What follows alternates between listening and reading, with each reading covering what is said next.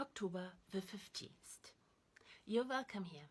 Grab a coffee and let's talk about a realistic utopia of a fair society, because that's the only way to organize our cooperation in such a way that violence and wars are eliminated. Rawls' difference principle states that differences between members of a society can be the result of a data set the members of a society use in the self-generation processes of their individual models of a world to align their reality enough to achieve the level of cooperation they aim for. But these differences can be justified only if they ultimately benefit everyone, and specifically that they should be to the greatest benefit of the least advantaged member of society. Differences are thereby not simply limited to the distribution of money, income and wealth, but the economic power and control and of opportunities for self-respect. That leads to the question how to measure self-respect. That's hard, as it's a subjective state of mind. As so much is subjective, like our realities, but that too, self-respect, is a subjective state of mind. But according to Rawls, there are a few objective features of our social and economic institutions to be used, including the availability and nature of paid work. People will only feel their life is worthwhile if they have opportunities to develop and apply their skills and abilities in interesting and complex ways. So self-respect, according to Rawls, depends on meaningful work. Without the recognition of our peers, it's hard to maintain a strong sense that our goals in life are worthwhile. And when we feel that our plans are of little value, we cannot pursue them with pleasure or take delight in their execution. So self-respect depends, according to Rawls, on social recognition. Being unemployed and dependent on the state for income can undermine one's sense of agency, especially the intrusive system of assessment and conditionality that exists in most means-tested benefit systems, and the stigma and suspicion that are often directed at those who are unable to work. So self-respect depends on agency and having confidence in our ability to achieve goals. Today, with the state of our science today, I think we can simplify this whole difficult to tackle debate about self-respect by not just focusing on these few objective features of our institutions, but by focusing on the motivation to cooperate that every single member of society shares. And that makes them willing, us all willing, to change their individual models of the world for the worse, because what they gain by taking the step back and therefore enabling cooperation will make up for any initial loss.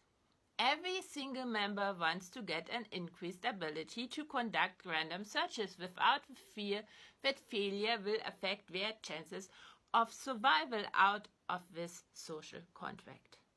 That's the motivation, the shared motivation.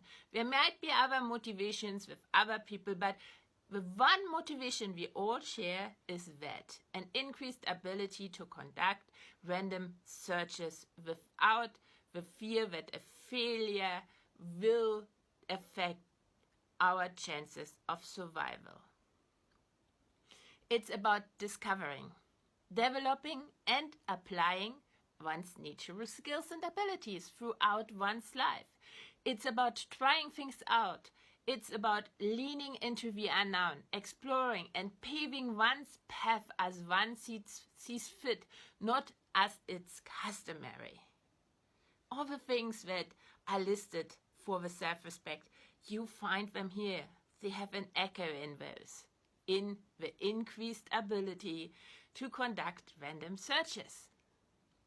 If that's the result, the increased ability to conduct random searches without the fear that the failure will affect one's chances of survival, then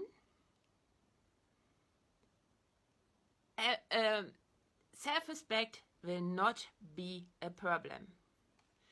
If that's the result of how society is organized for every single member, self-respect will not be a problem.